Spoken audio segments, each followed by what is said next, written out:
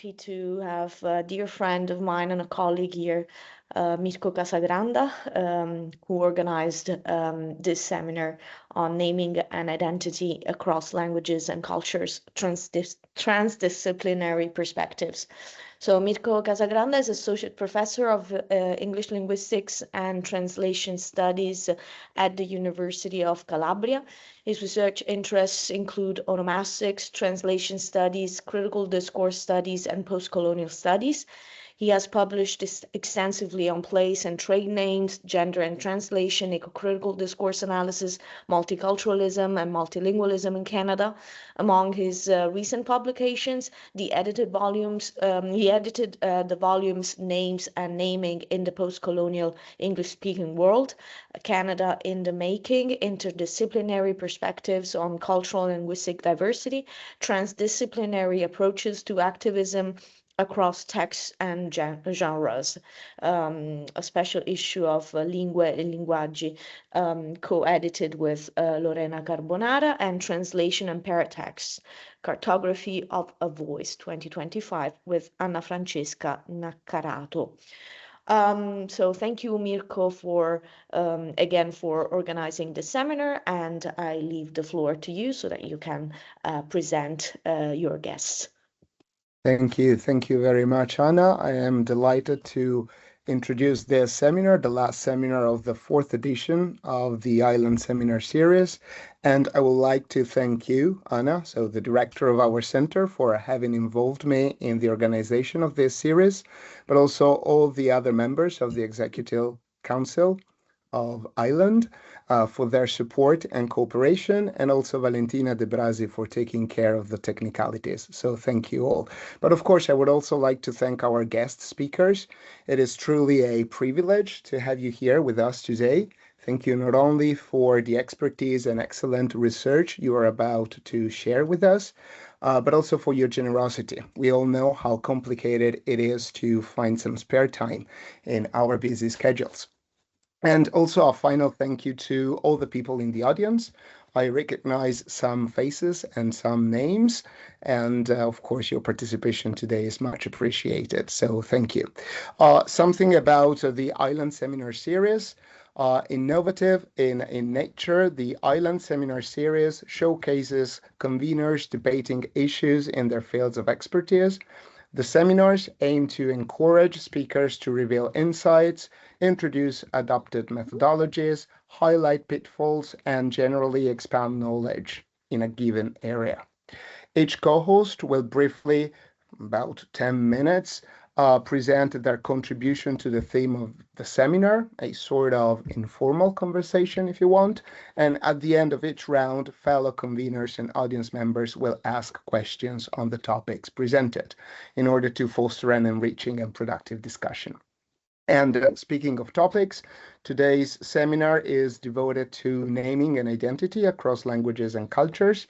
We will explore how names are key to the construction and representation of individual and collective identity in several domains and contexts, bringing together scholars from different disciplinary backgrounds, ranging from onomastics to sociolinguistics and geography. The discussion will focus on naming practices as forms of decolonial resistance, gender performativity, cultural and linguistic reappropriation, and literary characterization and interpretation. By fostering transdisciplinary contamination, the seminar will examine not only how personal names, place names, and fictional names denote identity, but also how they turn into socially embedded acts that are discursively performed across cultural communities, language varieties, texts, and media genres.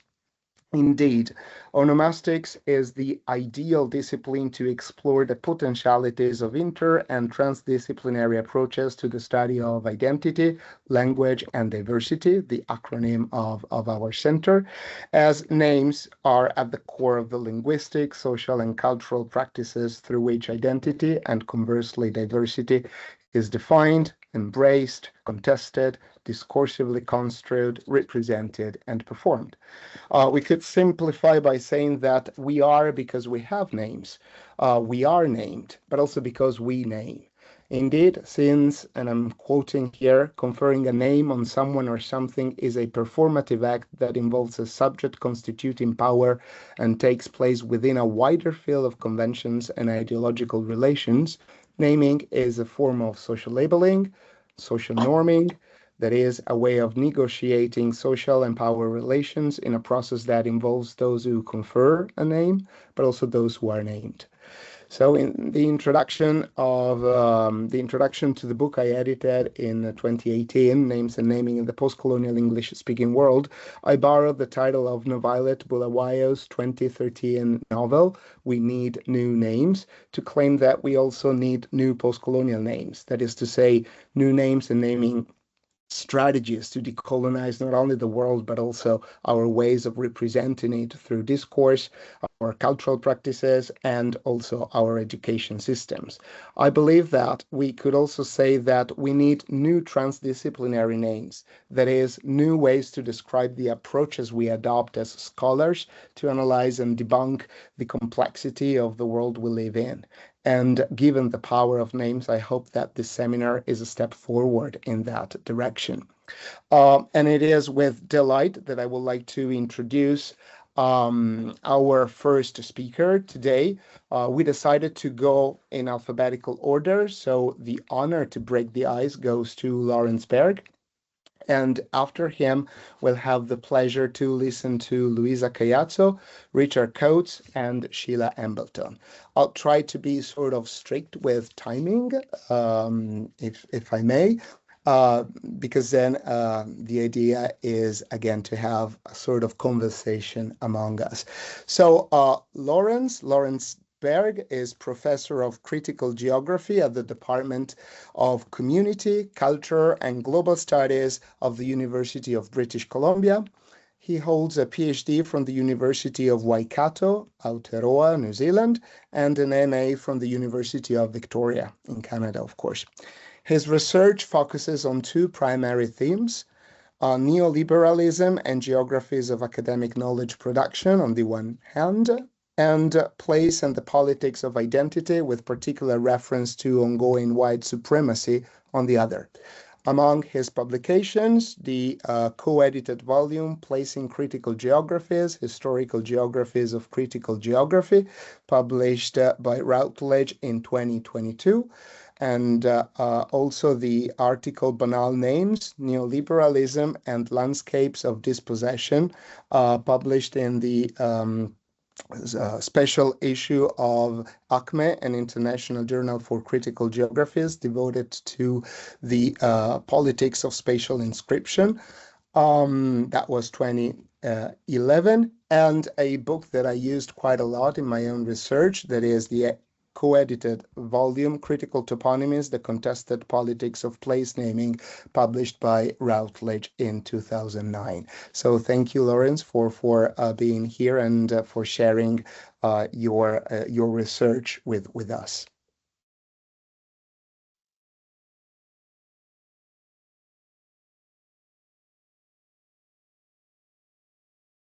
You're still muted. Thank you so much for the invitation and for the opportunity to speak. I just wanted to say I feel like a bit of an imposter, given the other guests were much better records in writing about naming. But I want to make an argument today about naming and categorization. So first off, I'm just going to try and share my screen because it seems to take a long time. Oops.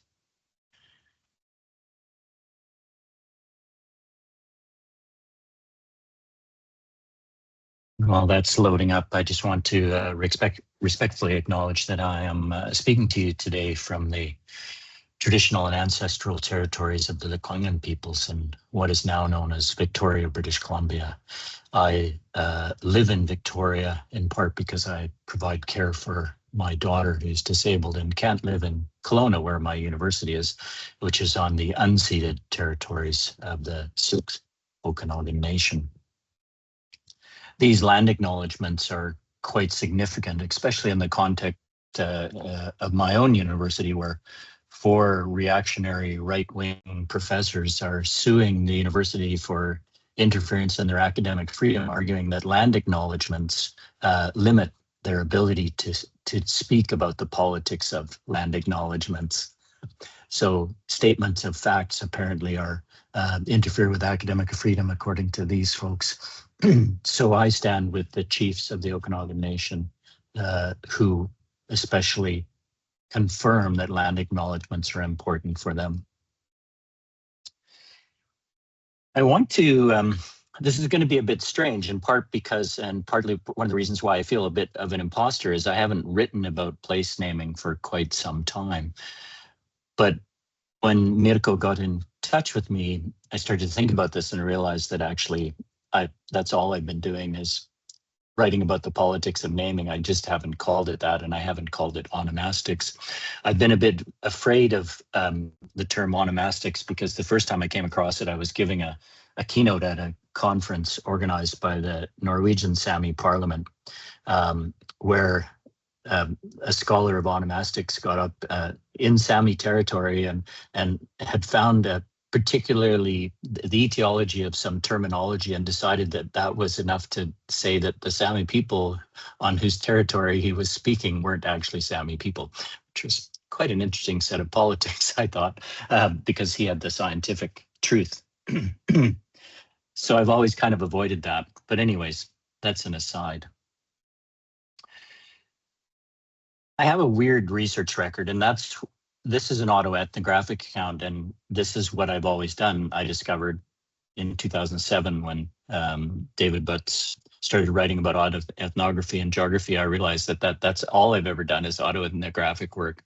And I've just highlighted the 3 publications. I think I have a couple more on the politics of naming specifically, but in there a whole bunch of other things. And really what I'm trying to show is something that was I was informed of when I'd quit my job in New Zealand at Massey University. I moved back to Canada, didn't have a job, so I was interviewing for jobs in 1999, and one of the interviewers said, "You have no discernible research program," because what I have is this really iconoclastic research record, and what keeps them all together, of course, is that I'm interested in thinking about categories and rethinking categories. And mostly this stuff comes out of either confusion, as in I'm confused and need to figure something out, or anger, as in I'm angry about something and want to change it. The confusion part, my first writing about the politics of naming in Aotearoa in New Zealand came about because I couldn't figure out what Pākehā or white New Zealanders were referring to when they named places, because I could see some similarities to the names as they were written, but no relationship other than that. It was slightly similar and I just couldn't figure it out. And then when I started to ask about it, I ran into what in Canada we refer to as white fragility. I became a problem when asking, because I couldn't understand what place they were referring to, and so questioned them. Then they would get quite defensive with me, and I wasn't questioning them to point out the problem. I really literally couldn't figure out what was going on, and so I would ask a question, and that sort of got me interested in the politics of naming places, and that led to a piece called Proclaiming Place, which was published in the early 2000s. But it initially led to this first piece, Naming as Norming, in Aotearoa, New Zealand, which has become, I think it's had some impact. So that sort of gives you a sense of things. I have this research program, and I actually figured out later, because how do you respond to a job interviewer? You know, you're thinking the rest of your life depends on the answer to this question, and I didn't have the answer. But I've always had this research program on the focus on the politics of naming, basically through this interest in the politics of categorization. So I think that's what I want to talk about today, is to get us to think about onomastics and critical toponymies and thinking about naming in a much broader sense, that it actually underpins almost everything we do as academics, that we actually get in big fights over how we name things and how we describe things and how we categorize things. And so I'm just going to start with it. This is from a relatively recent paper on categorization, and an argument that we need to think more about the sociology of categorization than the policy aspects of it. And so Hertz and Muller argue that category is at the root of human action in society, embedded in our minds, discourses, and social practices. Or more precisely, categories are organizing principles in the way we understand and act in the world, and the ways that we relate to and interact with each other. And it seems to me that when Mirko was introducing the seminar and talking about the politics of naming and onomastics, that there's an awful lot of these two descriptions kind of meld together in really interesting ways.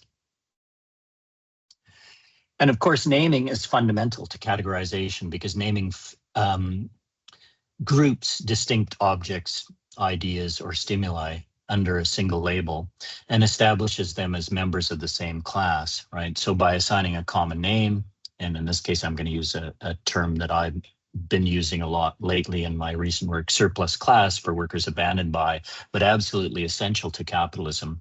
Naming drives the formation of conceptual categories, aiding understanding, analysis, and spatial transformation for those of us like me who want to change the world.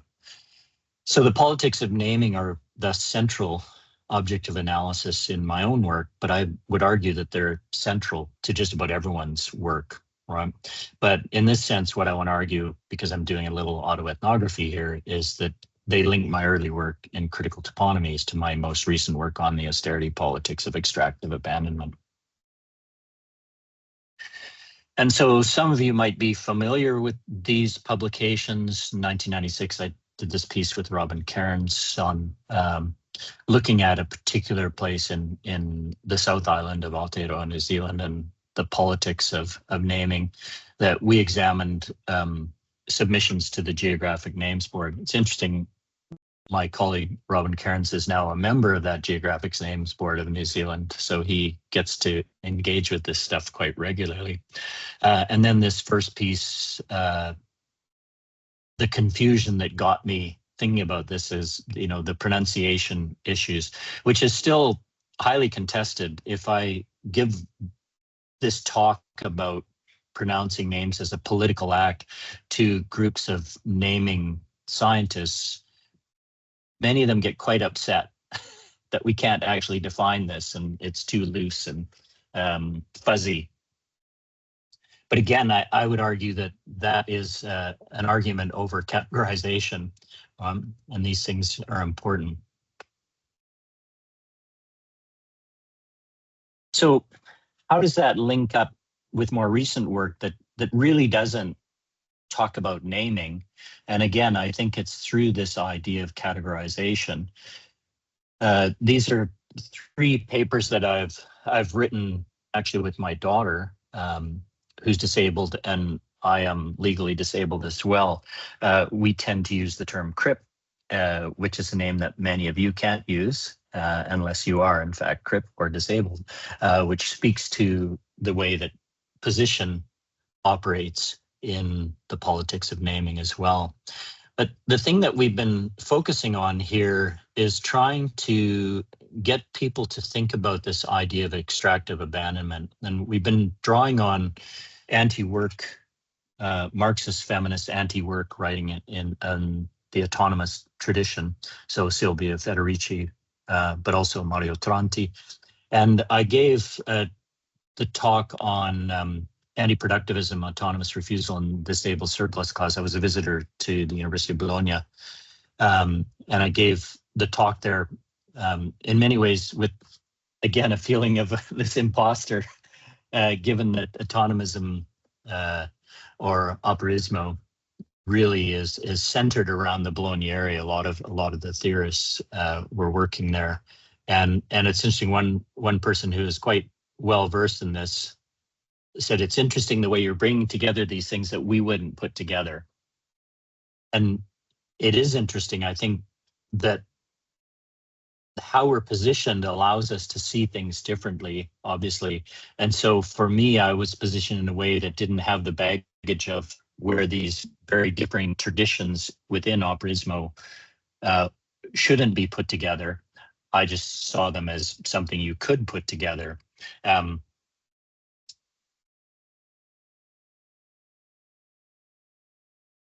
the thing I want to focus on is this idea of extractive abandonment. So it's an extension of Marta Russell's money model of disability from her book Capitalism and Disability, and Ruth Wilson Gilmore's theorization of organized state abandonment from her book Golden Gulag, both of which are absolutely precious additions to the literature and really important. Most geographers would know Ruth Wilson Gilmore. The phrase extractive abandonment was coined by Beatrice Adler Bolton and Artie Percant in their important work, Health Communism.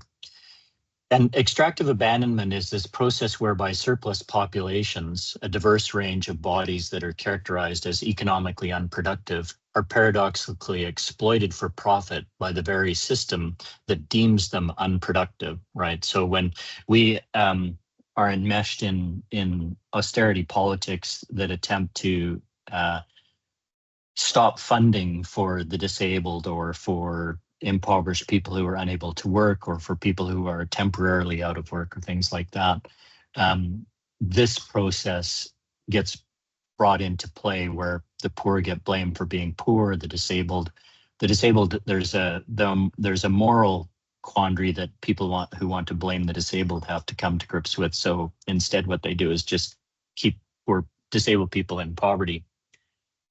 So in the case of disabled people, this extraction of surplus value is achieved primarily through adoption of a system of carceral care involving social workers, care aides, physiotherapists, occupational therapists, pharmaceutical corporations, health corporations, government bureaucrats, nursing homes, insurance corporations, etc. All of these designed to control and pacify the disabled at the same time as value is extracted from the so-called care of their bodies. And you can see how this comes from Ruth Wilson Gilmore's work on the management of surplus, and what she was trying to discuss and analyze in her important work, Golden Gulag, was how do you deal with the problem of surplus value, surplus capital? There was all this money that needed to be invested and no place to invest it, in part because in California there were rules that the state couldn't float bonds for very many things, but they could float bonds for prisons, which is how we end up with an awful lot of supermax prisons in California.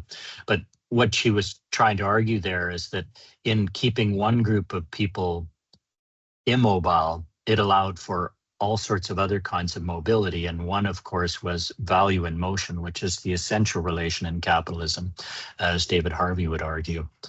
And so what we're trying to argue here is we're trying to get people to rethink and rename the processes involved in austerity politics. So we're trying to shift people out of this idea that, unemployed people are a burden on the state or poor people are a burden on the state, and they result in the need for increased taxes and all this kind of stuff. And instead flipping that script and that naming to see them as actually sources of surplus value production. And that's kind of the important aspect of what I'm trying to say here, is that almost all of the work that I've been doing is about getting us to rethink how we define things, how we categorize and how we name things, and often using new names to force us to rethink these things. So extractive abandonment has been useful in a number of papers that I'm now in the process of writing for submission to journals. And so what does that have to do with the theme of this? And I think what I really want us to reflect on here is that naming, we need to think of naming in a much broader sense. And so that might involve a rethinking of onomastics, but it certainly involves a rethinking of the way land and identity are intertwined. And it is not merely through the naming of places, but it's through the production of categories for understanding those namings and places and the people who inhabit them, both materially and discursively. And so on that note, I will end. Thank you. Thank you. Thank you so very much. Thank you for pointing out again the importance of the politics of naming. In particular, I think that the examples that you shared about capitalism, but I'm also thinking about neo-colonialism and neoliberalism are really going in that direction. And I really like also the idea of rethinking or expanding the concept of onomastics so that it can, embrace and so that it can also be truly transdisciplinary, as we were saying at the beginning of the seminar. So thank you very much for that. And I guess that there will be much food for thought later with the discussion. So I would like to move on to the second speaker, Luisa Caiazzo, who is a colleague and friend from the University of Basilicata. Luisa holds a PhD from the University of Naples, Federico II, and is Associate Professor of English, Linguistics, and Translation Studies at the University of Basilicata. Her areas of interest include corpus linguistics, discourse analysis, translation studies, and onomastics.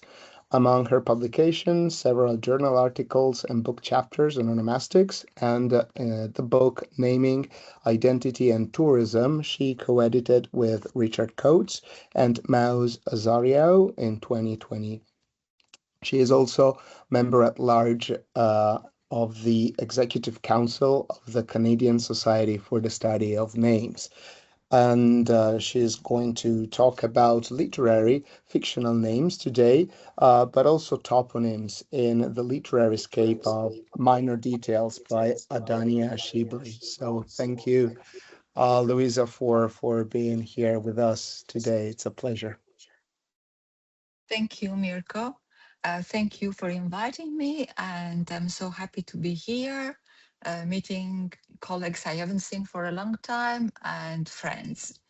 I'm trying to share my screen, but I'm not sure. Okay.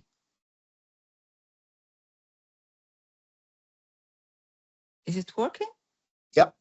Thank you. Can you see it? Okay, good.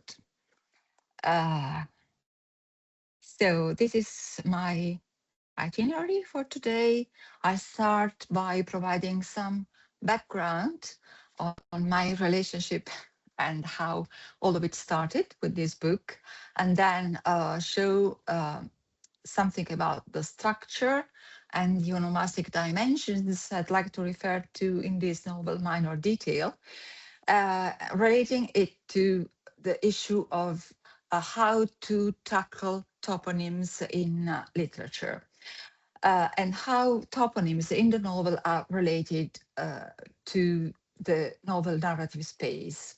So I'll focus to this purpose on place names and common nouns related to names, to places, sorry. I'll show you some findings and try to draw some conclusions. So this is where and when my love story with this book started. I'm deeply grateful to my friend and colleague Becky Maddock, who in June 2020 invited me to join one of the monthly meetings she organized, and this was for the Banipal book club, and the book chosen that day was Minor Detail, a gift. I loved the book actually, and it's not just me, because the novel was internationally celebrated as a masterpiece, and Shibli was the winner of the 2023 Liberatur prize awarded by the German Literary Association Litprom. However, the prize ceremony due to take place at the Buchmesse in Frankfurt was cancelled because it was just a few days after October the 7th. So Litprom said that they were looking for a suitable format and setting for the event, that is the awarding, at a later point. But what happened is that a letter criticizing the postponement of the award was assigned by 1,500 authors. And after that, Litprom sent apologies. However, so far, the prize has not been awarded.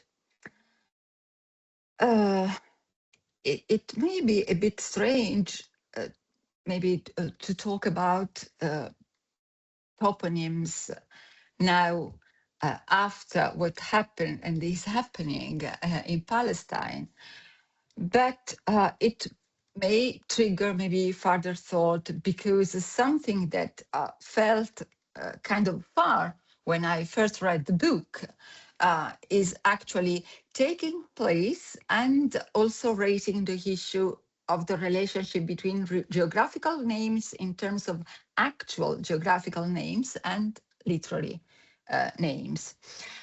Here is the original version of the book that was published in 2017 in Arabic, and a language that, in Shibli's own words, is a witch, an amazing, funny, crazy, generous, and forgiving witch. It has allowed me everything. It is the space of the most intimate freedom I have ever experienced in my life. And these are the translation into English that followed, translated by Elizabeth Jacquet. But let's go to describe the architecture of the book. In fact, it is kind of a quite daring architecture. She, in fact, challenges the notion of a linear narrative by dividing the book into two sections of equal length that revolve around a number of minor details with an amazingly deceptive simplicity of style. So the first part, which unfolds over 4 days in August 1949, describes the patrols of the Negev Desert conducted by an Israeli commander to clean it of any remaining Arabs. The dehumanization of military power culminates in the rape of a Bedouin girl, the only survivor of those patrols. In the second part, the novel shifts into the present, to the restless mind of a Palestinian woman who wants to find out more about that rape after reading an article reporting the event. And the minor detail that triggers her desire to explore what actually happened is that the crime had occurred 25 years earlier, the same day as her birthday.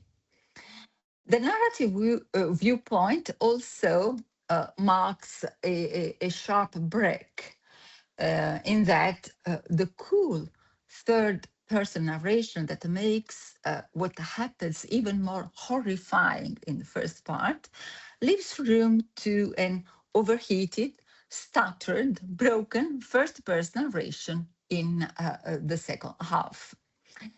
The woman's ambitious drive, described or represented in the second part, ends up drawing the powerful map of an erased landscape in which toponyms play a relevant role.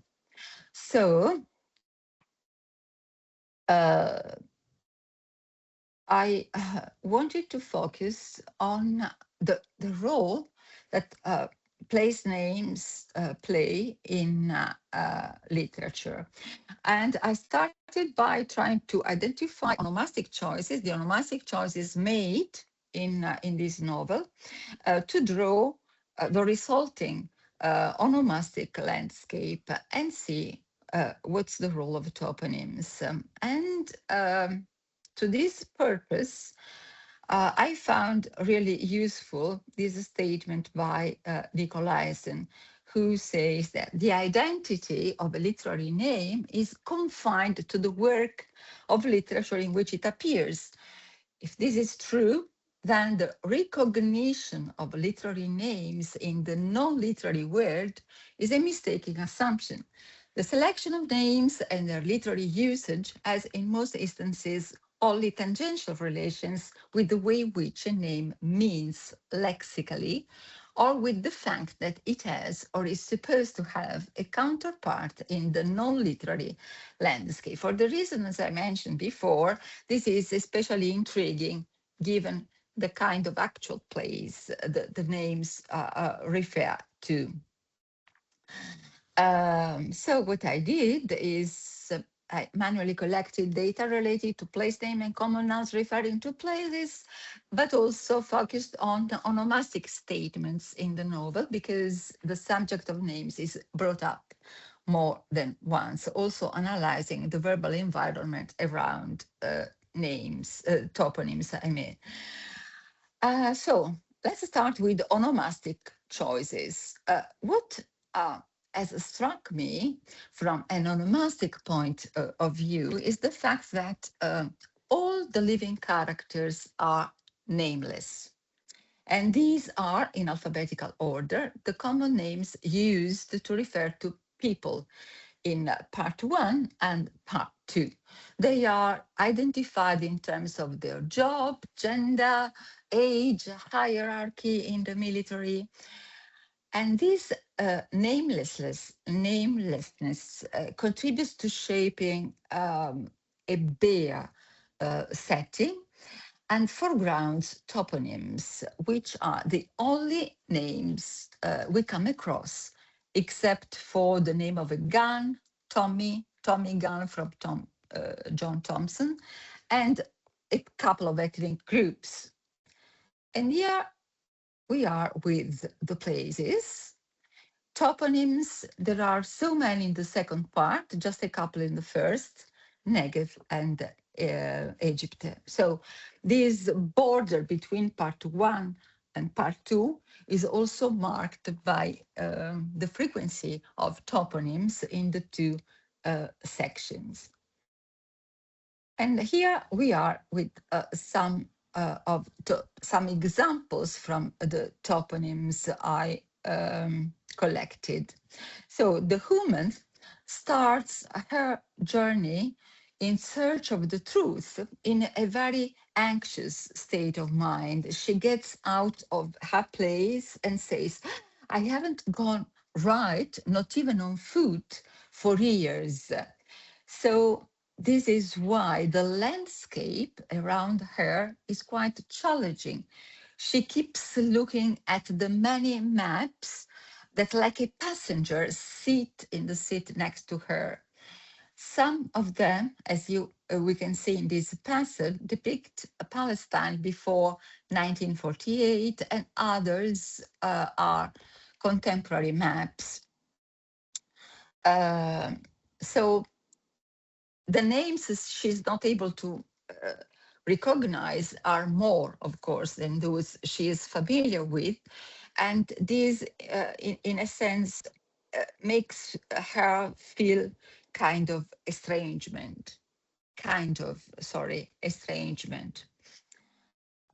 Here we see that this contrast between past and present is marked again by what used to be and what no longer exists, which is also related, is closely related to the present substance of names. Toponyms kind of tell us stories stories about what it is not, what is no longer, and they culminate into an image of a kind of place names leaping off. They are lively. Oh, sorry, I'm trying to go through the presentation to be a bit quicker than I had planned. And so it was this slide I was referring to. Sorry about that. So these are some of the common nouns referring to place that I have collected. And of course, we have the most frequent one in part one, which is ascend, as the setting is the desert, and road in the second one, which is mainly about the human's journey. But I'd like to focus on one word which is present in both sections, although with different frequency, and this one is border. Just 3 in the first part and 22 in the second part. Looking at the verbal environment around the word, this word analyzed, because it is used to refer to many different layers of meaning in the novel. And this is the actual borders that the commander is defining in the Negev desert, the checkpoints through which the human must pass to move around Palestine, Israel, the boundaries between what can be known and what can only be guessed about the atrocity that took place, the borders that the human in the second part repeatedly mentions. And here is an example. Inability to identify borders, rational borders, actual borders. So there is a very interesting interplay in the novel between toponyms, places that are somehow described in actual and metaphorical terms. So what seems to emerge from this very quick presentation is that there is a kind of playing around presence and absence of toponyms. And the presence absence of toponyms is as though the landing were telling us its history. Their absence reverberates like the far-off echo of an obituary. All that no longer exists. And toponyms seem to be kind of living characters compensating for the absence of named characters interacting with both the human and us. So what's the role played by toponyms in this novel? They seem to work as an emotional reevaluation of the landscape, is as though the actually erased landscape were recovered through language. In Adania Shibli own words, people may gain from literature what they cannot get from their own lives. And so here we are with the relationship between the literary word and the actual word.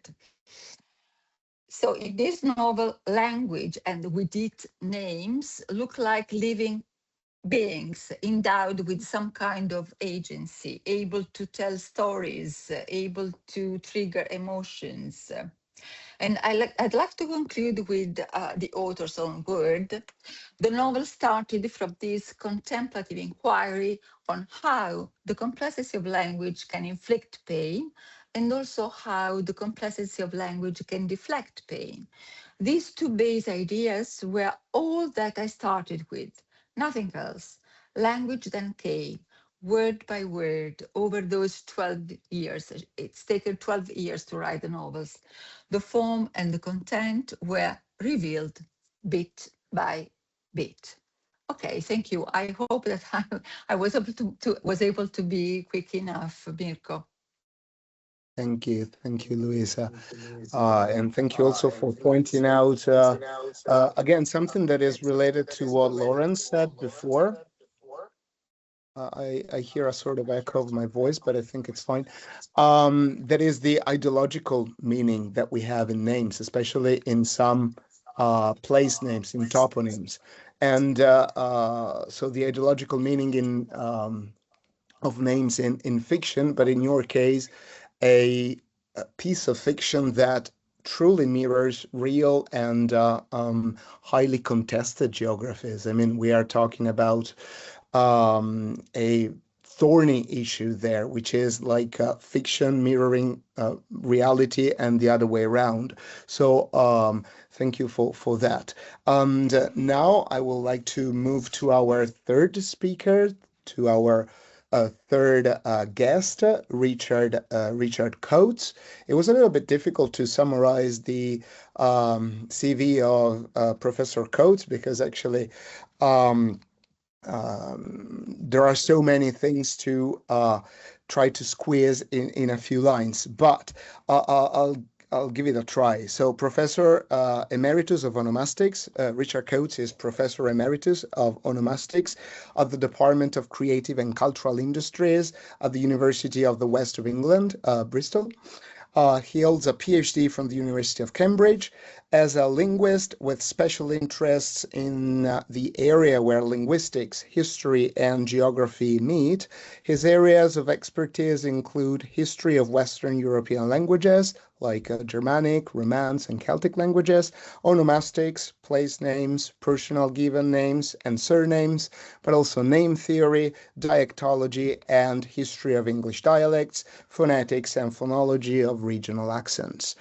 Between 2009 and 2016, he was involved with a major project, which resulted in the publication of the Oxford Dictionary of Family Names in Britain and Ireland in 2016.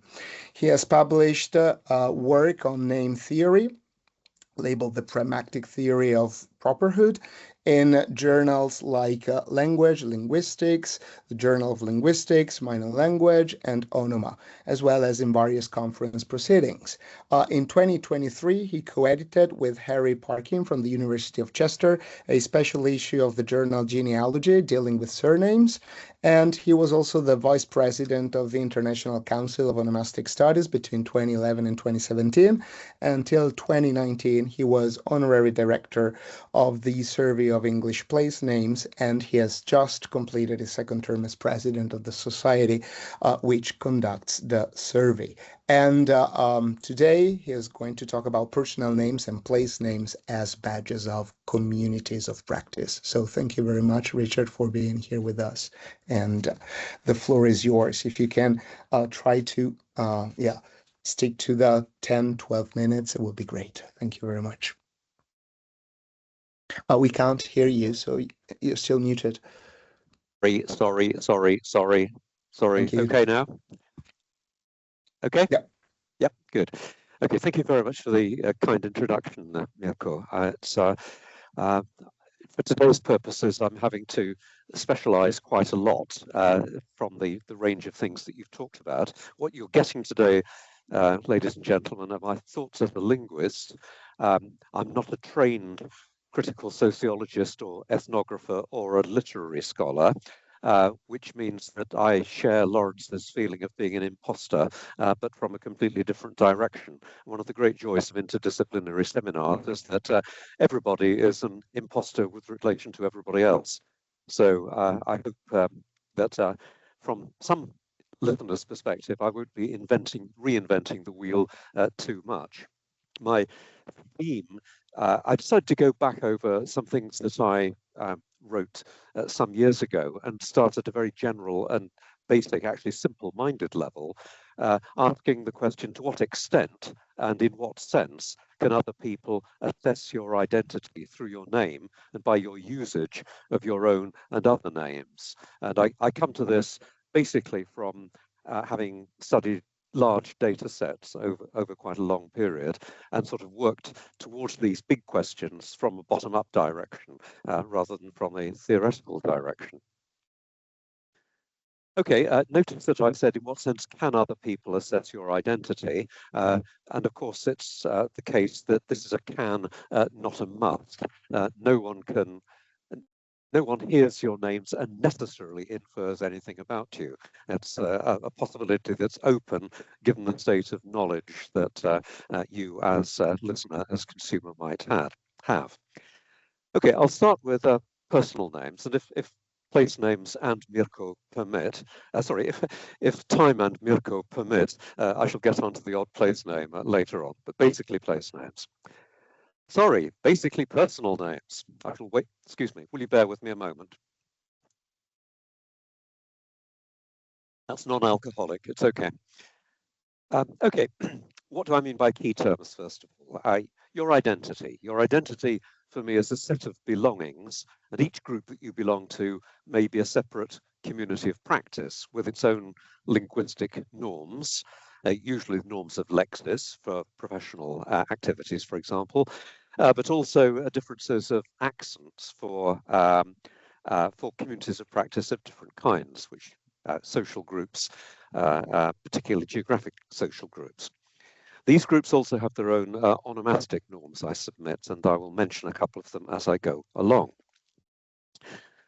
Personal names are universal, and I find that of interest to start with, because personal names are the only property that everybody has, which isn't a biological property.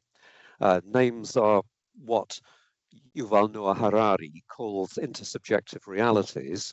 They can be claimed as real if you're using the word in a sense like original. If I say my pseudonym is X, but my real name is Richard Coates, everyone will understand. But those real names are not necessarily permanent. They can be changed or varied in relation to certain communities of practice and in certain jurisdictions. The big question that emerges from that is, if that is the case, how intimately are given names, your own given names, part of you? Are they merely attached to you, or are they essentially part of you? And different cultures vary in how they assess that dichotomy, and I'll return to it shortly. The name bestowed on you at birth is not your choice, so it'll reflect the ideas of the person selecting the name about the communicating group identities for the child to themselves and to other people. But when considered at a global level, the question of how or whether your name relates to your essential self, whatever that might be, is a controversial one with different answers in different cultures. One consequence of the difference relates to how easy it is to change your name legally. In Portugal, I understand, it's virtually impossible to change your name through any bureaucratic procedures. The opposite is the case in the Maldive Islands, apparently, where government advice is to let the government know if you change your name, please. In some cultures, your name dies with you and it's taboo for a period. Conversely, in others, names can be in effect inherited, for example, your father's name by the firstborn son. And there are profounder implications in religious terms than in bureaucratic terms for cases where names either may or may not be passed on, relating to what it says about the essential relationship between your name and how it is given, for example, by baptism. The name chosen for you by your name giver can, of course, be socio right at the beginning, they're socially normed names. Sorry, I'm getting feedback. I'm getting a rush of feedback noise from time to time. Okay, thank you. So you get a sociocultural load with names at particular times. Charlotte, for example, was regarded as an aristocratic name in the late 18th century in Britain. It was an import from France, and it may have carried its French origin with it for a while, in a way which it probably no longer does in Britain. Kevin and Sharon, more recently in Britain, have been regarded as and I use the terms in heavy inverted commas throughout, lower class names, where Devon is almost certainly a name, a personal name, borne by a person of Afro-Caribbean background in Britain. What factors guide the choice of the namer? The choice may be restricted. In some cultures, the namer is obliged to select from a list. This used to be the case in France. I'm afraid I don't know whether this is still the case in France, but it certainly used to be until relatively recently. In other cultures, you're free to invent names from scratch, and the dexterity in naming exhibited by Hispano-Caribbean and Afro-Caribbeans is quite remarkable and deserves a study which I have not been able to do in depth myself. As regards identity, for me, your identity is not monolithic. It's a property that aligns you with various interest groups and anchors you into them. Those groups might, of course, include the big social variables, those defined by the big social variables like gender, sexual orientation, family, ethnicity, religion, which football club you follow, or your profession, all of which can be regarded not just as biological or social realities, but also as communities of practice. Of course, they needn't align with each other, but each of them may align your behavior, have an effect on your behavior, including your naming practices, in different circumstances. That means, of course, that such groups may tend to be normative.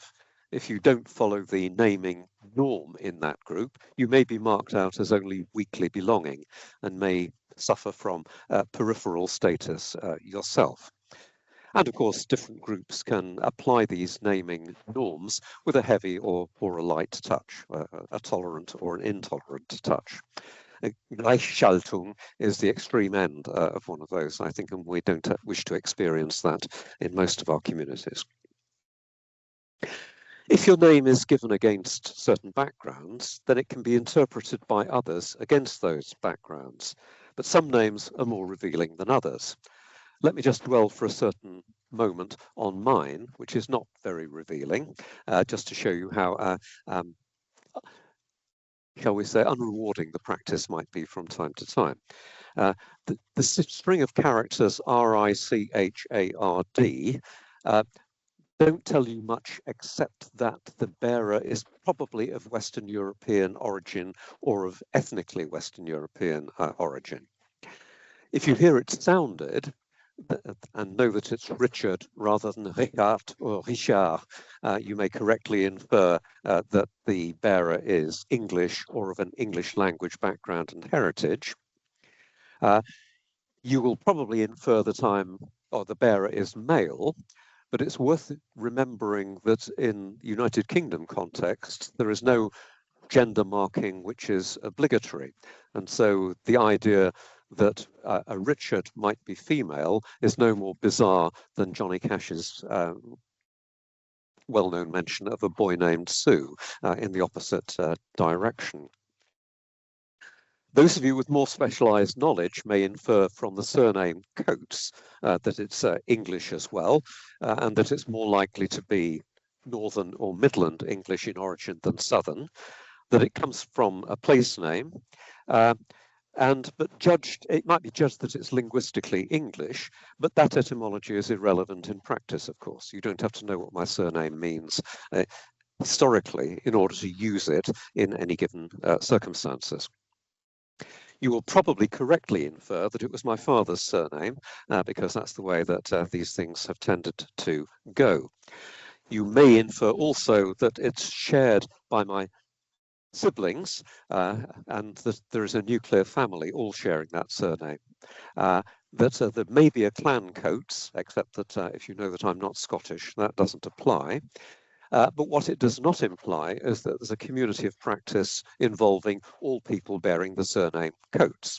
In fact, the most famous person called Coates that I know of is a Uruguayan footballer of Scottish descent. So Sebastián Coates is his name. Family names and Patronyms also, which I haven't discussed in detail, anchor one aspect of your identity. But within the family, naming may be idiosyncratic. The family itself may operate as a community of practice in which, for example, everyone may use the same set of pet names about its members, or nicknames, if not pet names. Your family usage may or may not align with usage in your other communities of practice, for example, your sports team or your professional or religious group, where you may have other names or other variants of your name, other abbreviations, other hyperchoristics or pet names. So identities operating as communities of practice may shape your birth name or which forms of it are used on a particular occasion.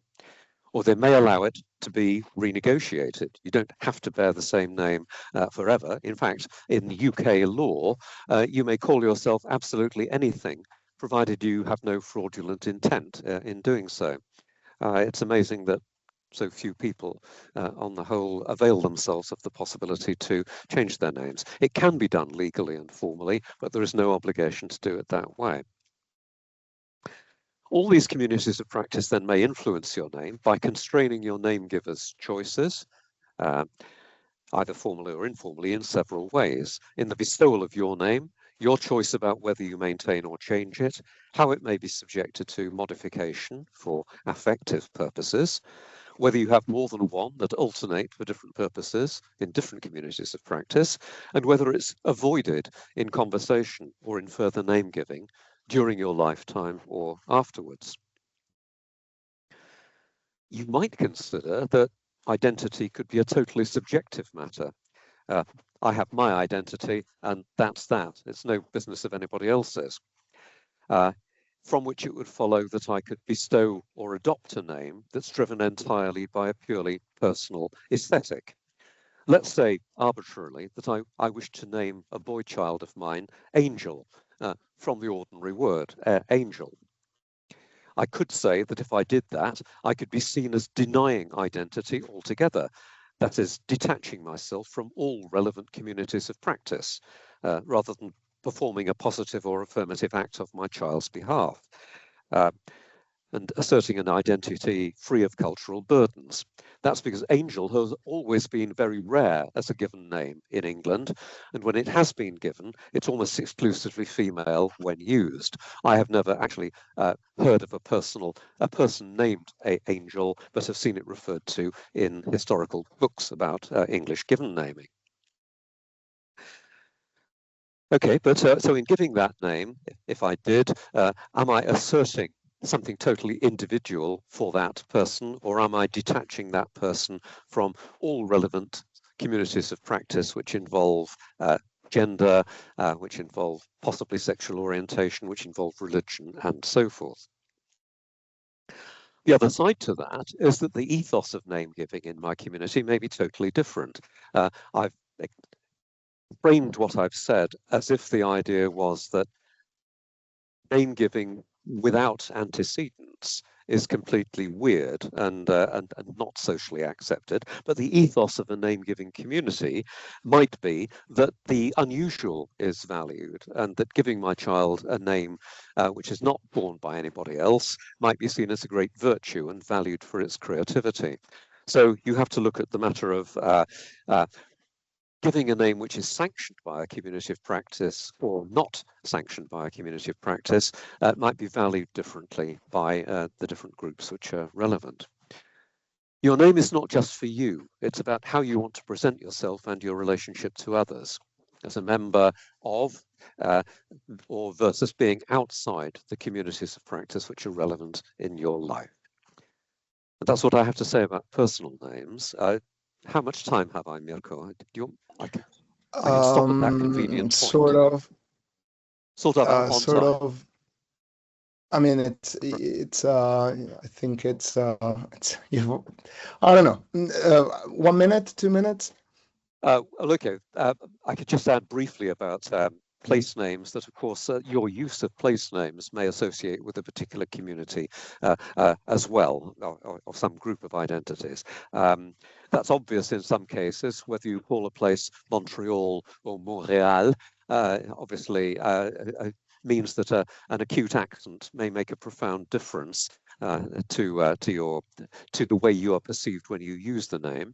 Whether you call the place Vienna or Bécs is also significant at I guess, a more profound ethnic level. It works at an unofficial or subcultural level as well. A place next to the town in which I was born is called Cleethorpes on the map.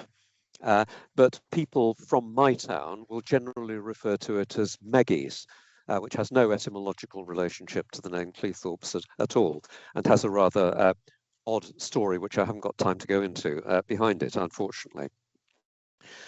You can get places which vary in name for literary reasons, and at that moment I can touch Louisa's talk just very briefly. It's well known that in literary mentions of the city of Bradford in northern England, the Punjabi community there will often refer to it as Dasht-e-Tanhai, which is Urdu for the desert of solitude, which carries a lot of extra cultural burden with it, of course. Even in my home city of Bristol, we have some alternative namings where your use of one of them may associate you with a particular smaller community of practice.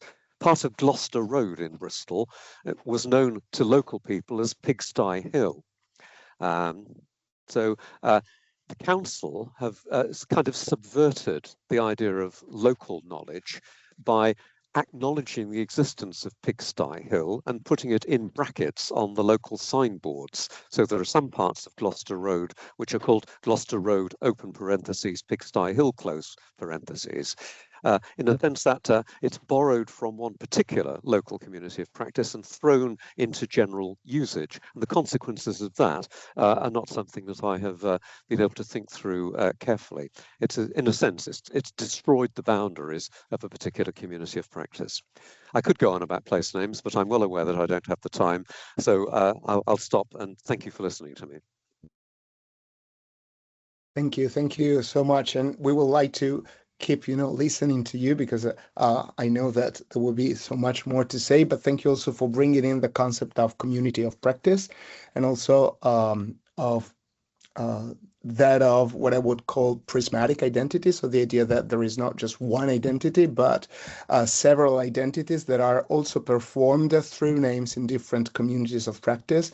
I think that was very, very interesting, especially given the topic of the seminar, and also how personal actually identities are related to place names. Sometimes we take that for granted, but it's quite interesting to see how that relationship is built and how it changes.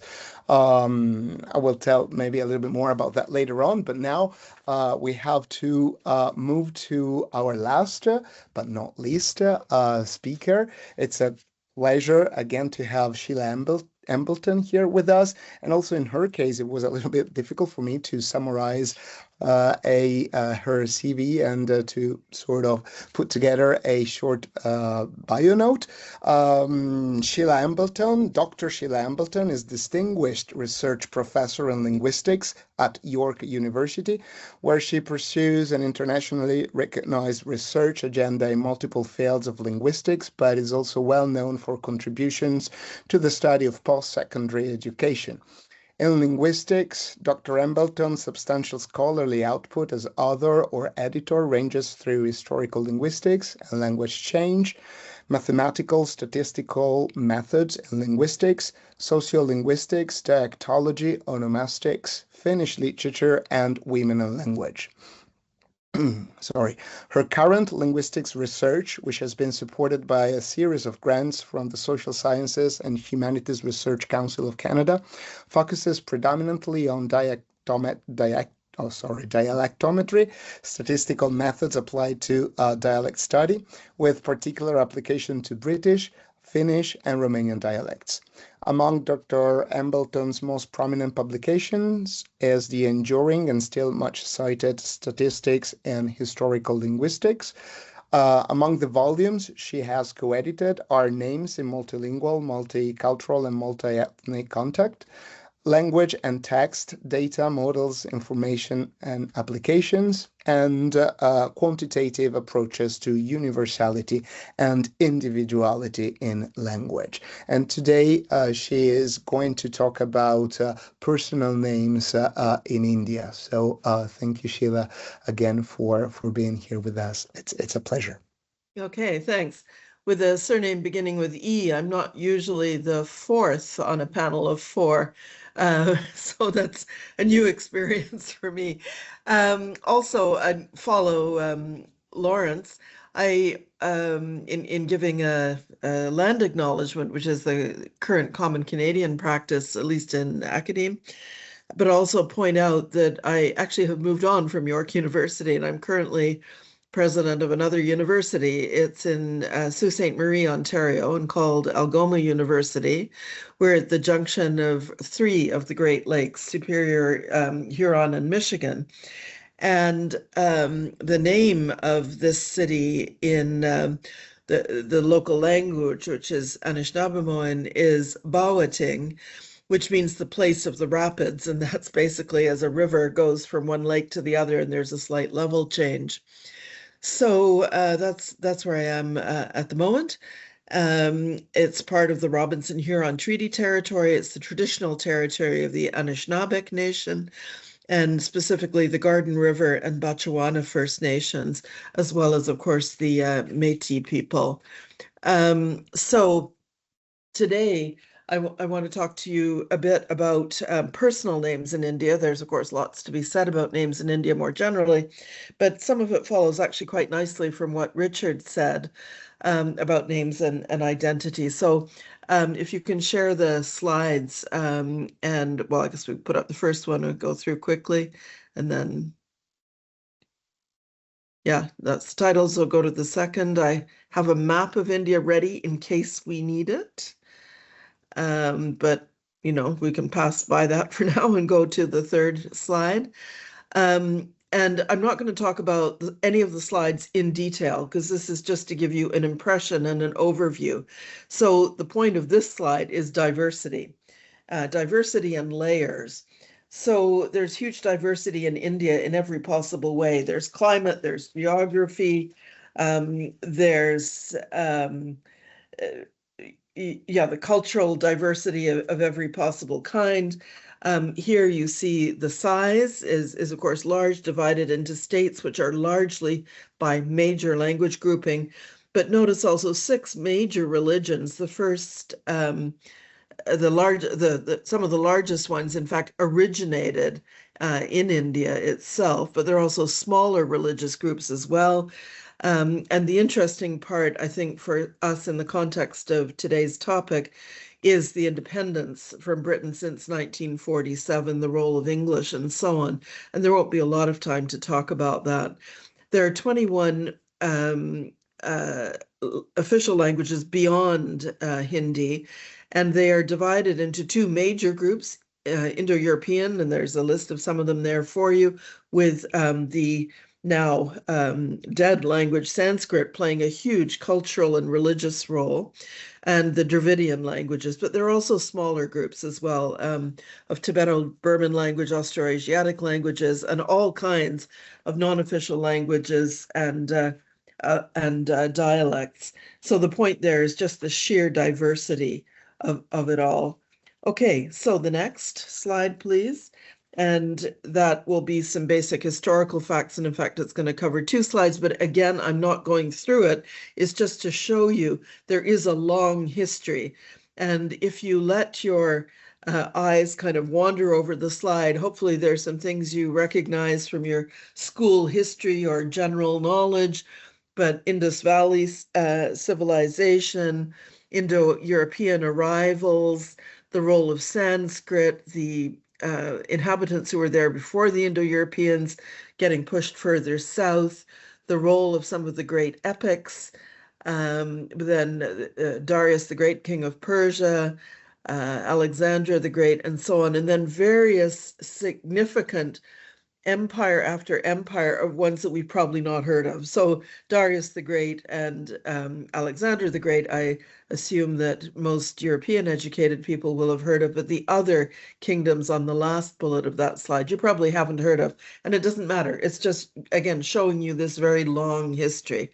So the next slide, please.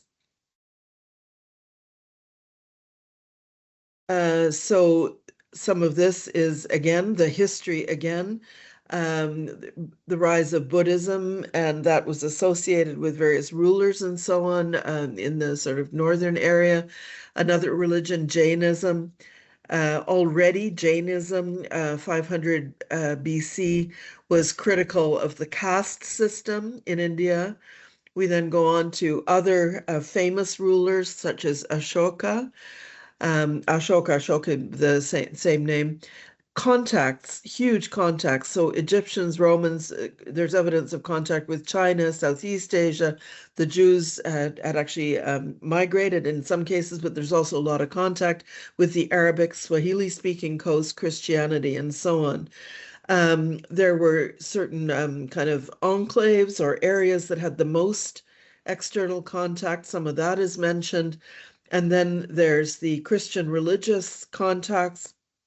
St. Francis Xavier spent quite a bit of time in India. We, I think, are knowing about the Muslims in the north. And again, you see names there that you may or may not recognize, and that's kind of not the point. It's just, again, the sheer volume of it. The Portuguese were there. Some of these you may have heard of in your European history classes. The British, the beginnings of the British colonial history with the East India Company in 1600. There was a French East India Company as well. Famous buildings such as the Taj Mahal by a famous built by a famous emperor, and various other large empires in different parts of India. Then the Indian Mutiny, which is the first war of independence, as it's sometimes called, against the British Raj, culminating in eventual independence from Britain in 1947. And of course, remember, India was one large country at that point. It split at that point into India and Pakistan. And Pakistan itself, which had two independent geographical halves, the eastern part split later, 1971, into Bangladesh. Okay, next slide. So finally to names, but you needed that brief overview. Names, and these are going to be first names for the first part of this, are fairly easily identifiable by religion of the holder of the name. So I give you examples there of some Muslim first names, some Hindu first names for males, and then further down the slide, Hindu female first names, Muslim female first names. Also, there's some infiltration of Western names now as well that tend to be ones that fit the sound system fairly well. And so there's some examples there for you, or that can be similar in some way to some of the native names. And certainly one of the things I've discovered is that people think that Sheila is actually an Indian name. And sometimes when I walk into a room, they're a bit surprised that I am in fact not Indian. So, but it's because it sounds similar to a native Indian name, and has been adopted by quite a few kind of Western thinking parents. So the point of this slide is simply that the first name can often identify, not always, but often identify the religion of the holder. Next slide.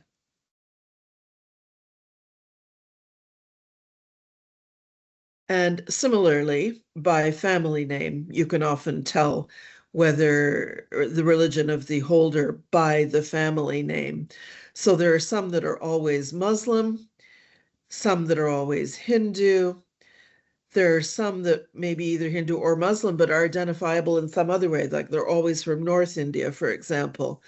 In the Sikh religion, there are names that are used as well, where all male Sikhs have the name Singh, all female Sikhs have the name Kaur, but not so all Sikhs that are male will be having the name Singh, but not all Singhs are Sikhs, so it's maybe a bit confusing at times for outsiders. That surname, like take the example, female example with Kaur, it's kind of used in some ways, especially in Western culture or Westernized culture, as a kind of a second name. So, for example, the name I have there on the slide, Gurpreet Kaur Dhaliwal, is actually a former student of mine, Punjabi origin, Sikh, and Kaur, there you can see it in there being used as a kind of a second first name or a first surname, but it's in there in the name. At the university where I currently am, we also have a fair number of students from Punjab, and sometimes when you're going through class lists and so on, you find lots of people who are actually only using Kaur as the name and don't have a subsequent surname beyond that. Okay, not to dwell too much on Sikhism, we also have other religions, so the Syrian Christians in Kerala, very easily recognizable by the IAN at the end of the name, but also in some cases some quite Western sounding names like Jacob.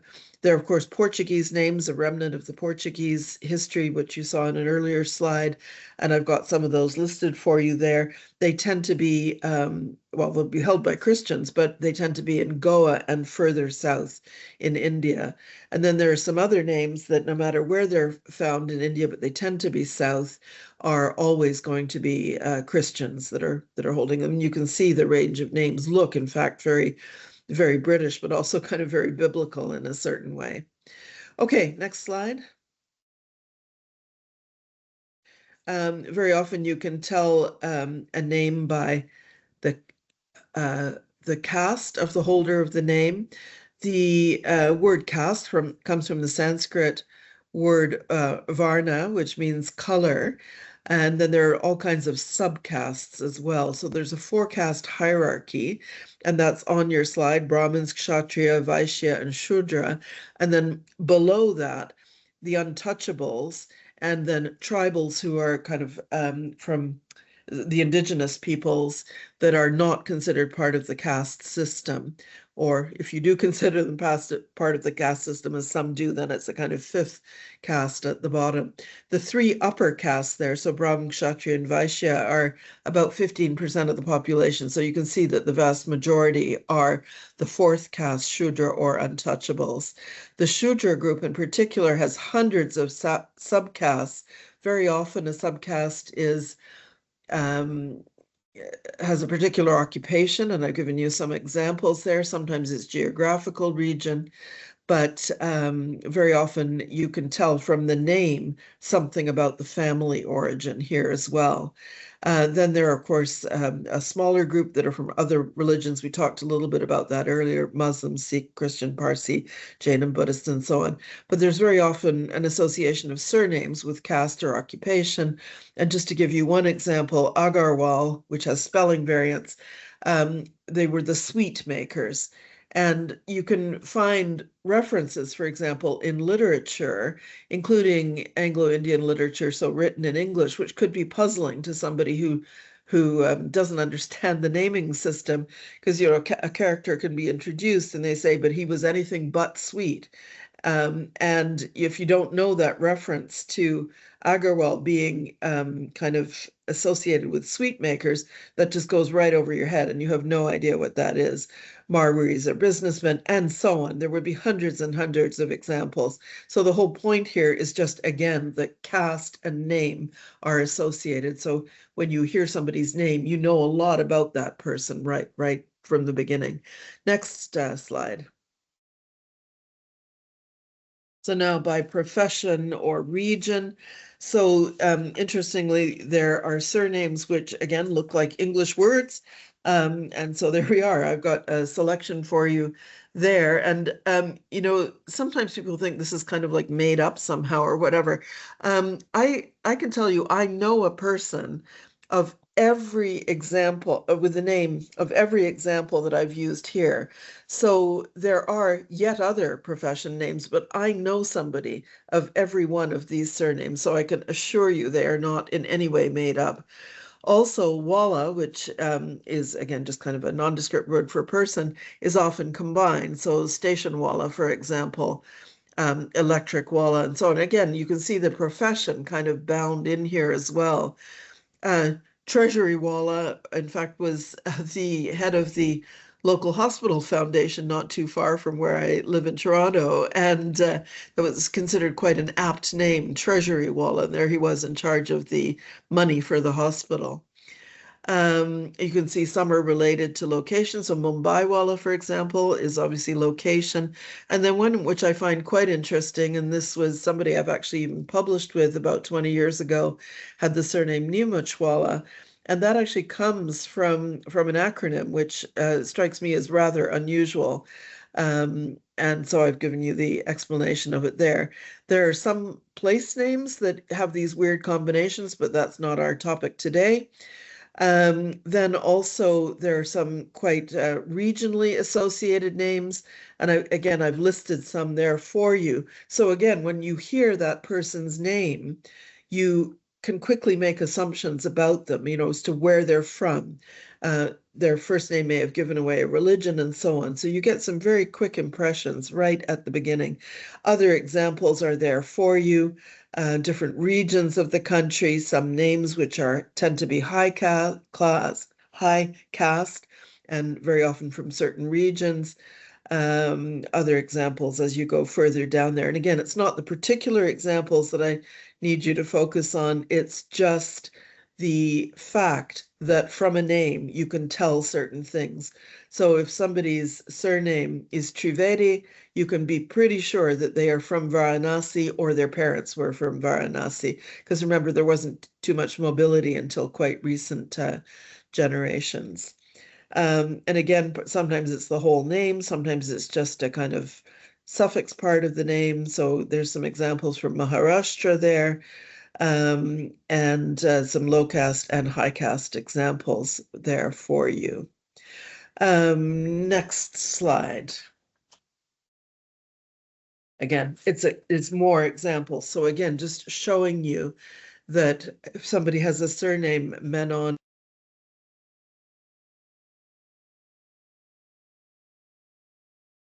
my mic went off for some reason. If somebody has the surname Menon on there, you can be pretty certain that they are from Kerala and a Hindu. And again, other examples as you go further down this list.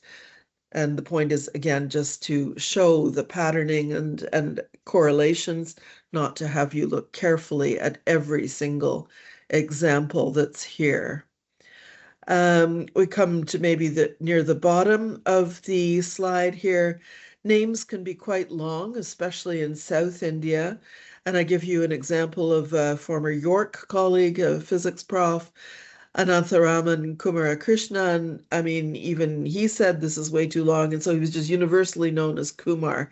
And that was the same in India, not just at York was he known as Kumar.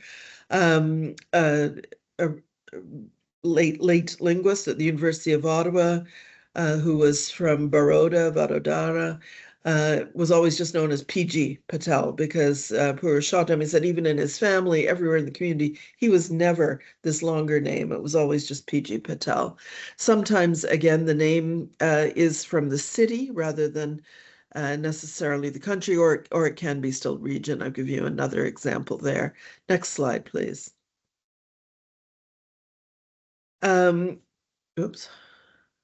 Yeah, so you now start to get some regional variation as well, and some interesting things happening. I won't have time to talk about much of it, but North Indian norms are gradually kind of creeping across the country. So in other words, Southern Indian norms accommodating to the North Indian norms. We still also have examples where people are only using one name.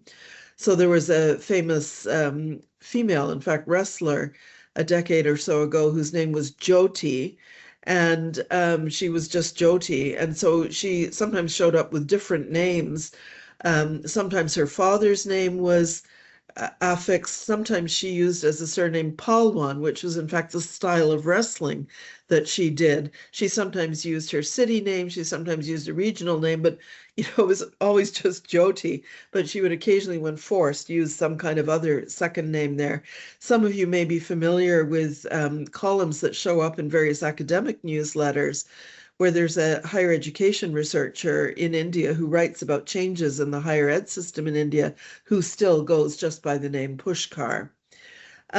There are other naming systems, particularly in the south of India. The North India system is quite similar to Indo-European typical systems. I understand that's not monolithic, but you'd recognize them.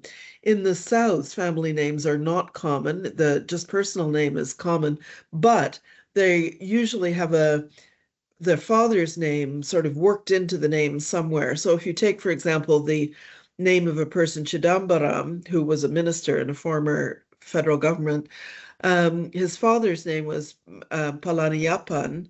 And so if necessary to differentiate him from other Chidambarams, he was Palaniappan Chidambaram, or just P. Chidambaram. If you look at then the next example, somebody whose name is Raman, but the son of Gopal would be G. Raman. But a Raman who's the son of Dinesh would be D. Raman. And of course, when that collides with Western traditions, people think, oh, they share a surname, but in fact, it's not true. They're sharing a first name. And so you get some interesting things in this kind of cultural collision between the different naming patterns. The next one is perhaps interesting in terms of female names and change at marriage. So before marriage, a girl would use the father's initial. So if you had somebody whose name was Ananya, but she was the daughter of a guy called Gopal, she would be G. Ananya or Gopal Ananya. Supposing she marries a guy called Vikram, she would then become V. Ananya or Vikram Ananya. That's changing in the trend, and as people start to modernize and become more accustomed to Western trends, you start getting things like adding the husband's name at the end. And so she might now go by G. Ananya Vikram, which is a kind of interesting combination of the husband and father's name. And there are other examples there. I can, of course, send this to anybody who wants to comb through the examples at greater length, and Mirko has it. So going to the next slide.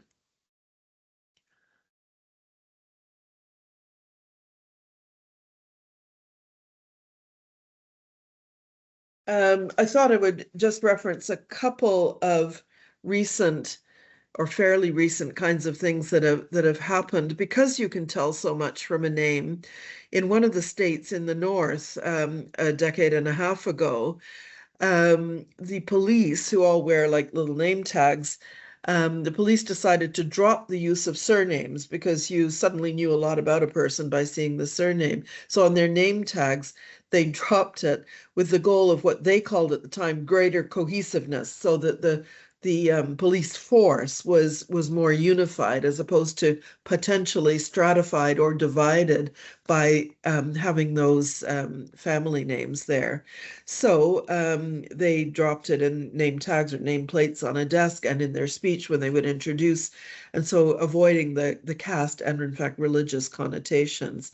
The caste system is very strong in Himachal Pradesh, so this was probably more necessary perhaps there than elsewhere. The temples, weddings, and so on are all segregated, and there's a lot of kind of humiliation used based on higher caste people humiliating lower caste people.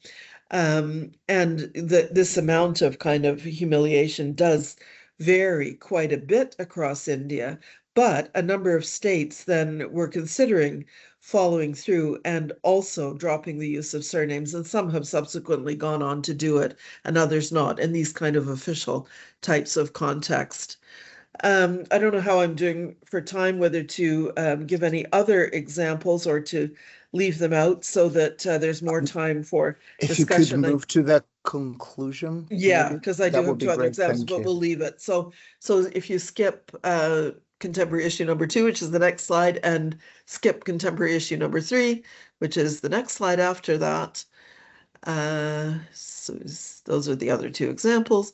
then go to this one, which is just simply to say that there are, of course, many, many other topics and, obviously questions and discussion. As I said, anybody who wants the slide deck can get it from Mirko if you want to go through the examples.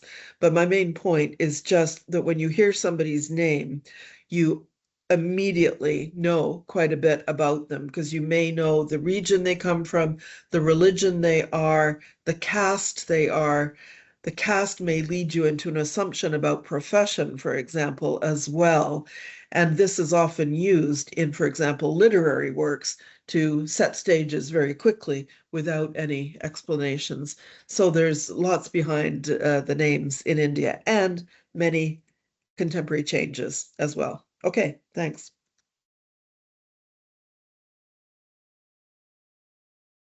Thank you very much. I would like to stop sharing this. I don't know. Okay, maybe like this. Yeah, here we are. So thank you. Thank you, Sheila, for pointing out, for analyzing, for giving us so many examples about the plurality of naming practices that we have in India. I mean, some of them, when you talked about, you can immediately, recognize the region of origin by listening to the last name of a person. So some of this sounds familiar to us as well, for example, in Italy. But I think that India is a real good case in point to analyze and to study the complexities and the plurality of these naming practices. Unfortunately, we have only 15 minutes for questions and comments and to sort of go on with the debate. I took so many notes that I don't know where to start, but there is a question, maybe, if I may, just to try to tie this a little bit together. It's not really a question, but it's more like a comment about, well, one thing that I liked is the idea that names tell stories. It doesn't really matter if those stories about places or people or objects, but they are really about our personal and collective histories and stories. And starting from that, also the idea that, yeah, the power of names to express let's say prismatic, fluid, or hybrid identities. I'm thinking also about some of the examples from India, about what Richard said. So it's not just the power of expressing those identities, but also how they are or they become markers of power relations. In the end, it's all about power relation, who is named and who has the power to name. And I think that what also Louisa and Lawrence said about this can resonate here. So my question is, names are not a choice, or most of the times names are not a choice when they are bestowed upon us. So when we are given a name, they are not a choice. But what if they are? So going back also to that concept of the ethic of name giving that Richard mentioned, my question to you all is, of course, from your personal perspective, from the perspective of your research of what you've been doing about names and other disciplines as well. So what about the appropriation of names and naming practices to subvert unfair naming practices or unfair politics of namings? So have you examples in your data and the research that you have been conducting? So the other point of view, so it's not just the name that is given to someone, but you reappropriating the name, also within communities of practices of practice, of course. Richard. Sorry, yes, I put my hand down again because I don't think what I was going to raise was directly relevant to your question. But maybe I can drop it into the conversation anyway, because it's an interesting. And of course, sorry for interrupting you. Feel free to ask questions to the other people. I mean, the idea is also to have a sort of conversation among us. A particularly politically highly charged example took place in my home city of Bristol fairly recently, where there was a great, shall we say, popular uprising against the figure of Edward Colston, branded a 17th, 18th century politician and native of Bristol who was branded a slave trader. He was kind of raised to secular sainthood in the 19th century, and a large number of streets, buildings, institutions were named after him. And it's been interesting to see the gradual erosion of his name as symbolizing an unfair practice, to use your terminology, starting in the city centre and gradually working outwards into the suburbs. So several prominent buildings have been renamed without him. And perhaps famously, people know that the statue of the actual person in the city centre was broken down by a group of protesters and dropped in the harbour. But that's not a matter for onomastics, but it complements what was being done onomastically. So there would be relevant to what you said. There would be a similar example from Canada, and Lawrence will be familiar with this, but there's a university called Ryerson University, used to be called Ryerson University, and named after someone called Egerton Ryerson, who at one point I think was seen as a person who did good. He did a lot for schooling, but in earlier times, but unfortunately part of that was also the so-called residential schools where Indigenous students were, coerced into being there, maltreated, and so on and so on. There's a whole long story there. And of course, there was a move then against his name. Similarly, Richard against his statue, which was outside the university. And after a process, that university considered other possible names. They first decided they were going to change their name. They had a process to then decide what the new name would be. And so now it's Toronto Metropolitan University, TMU. So that's a very, very similar example to what you have. I guess I could give an example from India. It's actually oddly the one I skipped over. Maybe I should have chosen differently. But the third of those examples was in rural Maharashtra, so very poverty stricken and somewhat conservative area. Children are named by the grandparents and grandfathers, typically, in fact. And if it's a girl that's born when a son was hoped for, very often the names given are, pretty awful. I mean, there are things like Nakusa and Nakushi, which are just meaning unwanted. So can you imagine running around in your entire life where your name is unwanted? And so there was a doctor, a physician, who saw that names were actually correlated, in this case, with health outcomes, because, of course, these people with names like that were getting a lot less attention from a medical point of view. And so he started a movement for them to change their names. Now, changing a name in India is not a simple matter. So it involves money, for example, which these people simply didn't have. So he paid, or his foundation paid. And so then these girls could change their name to something they wanted, and they typically chose, Bollywood stars, Aishwarya and things like that, or Hindu goddesses, or things with traditional names but happy meanings, like things like Vaishali, which means prosperous or beautiful. So they were changing their names, and so that's an example of a kind of active change to the system.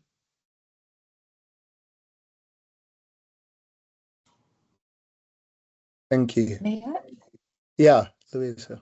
No, just, in relation to what you called unfair practices, I think that this book is an example, a very good example of the process, because you have actual real Palestinian names, but the problem of the relationship between actual names and fictional names is exactly the point, because those names could be invented. It would be exactly the same. There is no reason to be sure or to check what's there and what's not there. This woman is no longer able to recognize whatever she used to be familiar with, either on maps or looking around through her journey. So that's exactly the unfairness of what you mentioned, maybe. And also something about the relationship between literary word and actual word. in systemic terms, those names are functional, whether they are real or not. Yeah. And that was very interesting. I don't know if Lawrence, would you like to add anything to this? No? Okay. Yeah. Lawrence is on Needed mute. to find just needed to find the mic button. Yeah, well, sorry. I found this really interesting, that especially the discussion about personal names. In part, the politics of that naming. I've been working with Edward Hybens, who is Icelandic, and we wrote a paper about producing anxiety in the neoliberal university, and then we published in the Icelandic language a little summary of it in the academic newspaper, and we got a whole bunch of responses about, oh, this guy Hybens doesn't know what he's talking about because he's not Icelandic, because he didn't have the Icelandic naming convention. He would have been Handman's which is quite interesting how those personal names defined his ability to speak on a topic. And we've always had a lot of pushback on that from scientists who see competition as just normal, and fail to recognize all the ways in which cooperation is absolutely essential to the scientific enterprise. But anyways, that was quite interesting. And then the other thing is, in my own case, I have this family history that's very Norwegian, and then a week ago, I discovered I had this other family history that no one ever talked about. And it's just so weird to hear this discussion about personal names and then be relating it to this. I'm actually looking at the family history right now because I've been working on it with my daughter. And it's quite something because it articulates with a whole bunch of politics.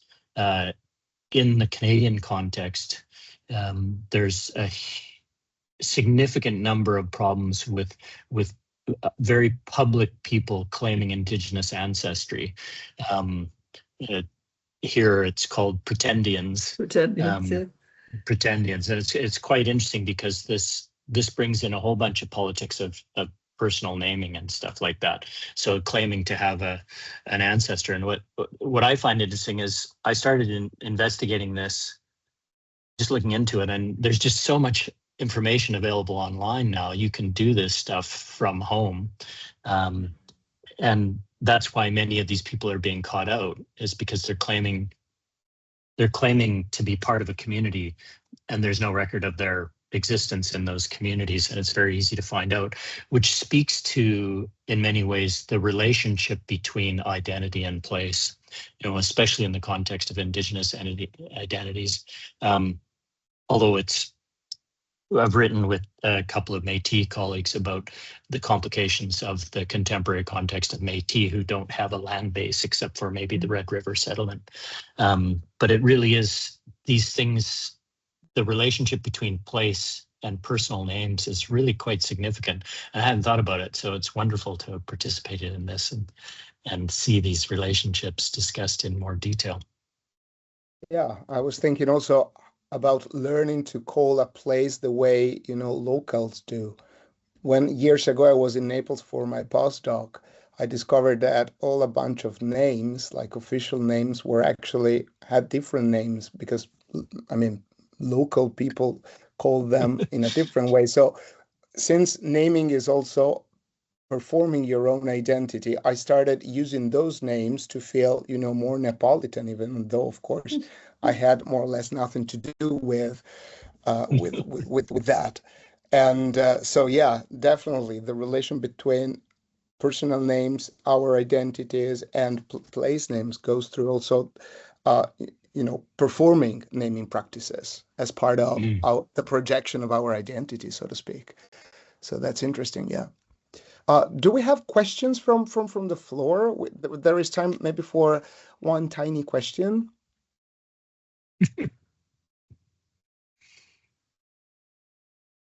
Or if not, maybe I would just give the floor, pass the mic to Anna. So, yeah.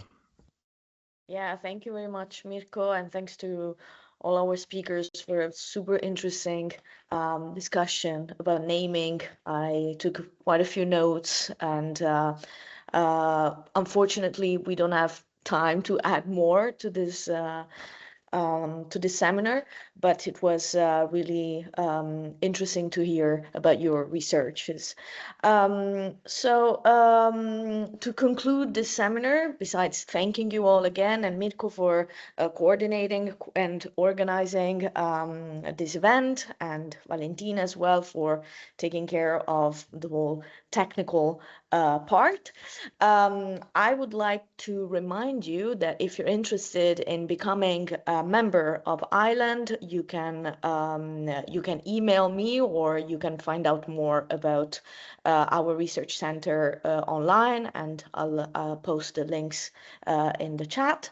And also another big thing that we are doing next year is our seminar, the Languaging Diversity Seminar that will take place in Naples, in June 2027, and the title of the conference is Back to the Future, Languaging Diversity in an Age of Instability, Mobility, and Transformation. For now, we only have the save the date, so if you're interested, please just email us, and you can join also our mailing list, and you will receive more information about the conference and the call for paper when it will be ready. As for the I-LanD seminars, we will start with a brand new edition in October. So again, if you want to know more, please join us as a member, and we will be happy to welcome you and keep you posted on all our events. So that's it. I think that's the end of this event. Thanks again, everyone, and see you soon, hopefully. Thank you. Thank you very much. Thank you very much. And thank Bye. you. Bye. Thanks, Bye. everyone. Bye, bye, bye. Ciao, bye Thanks. everyone. Thank you, Ciao, Anna. grazie, Bye. grazie, Bye. grazie a tutti. Bye. Thank you. Grazie a Bye, tutti. Leila. Ciao, grazie Mirko, ciao, Bye, ciao bye, bye. Lisa. Ciao. Grazie a Ciao voi, Anna, grazie. ciao Luisa, ciao Mirko.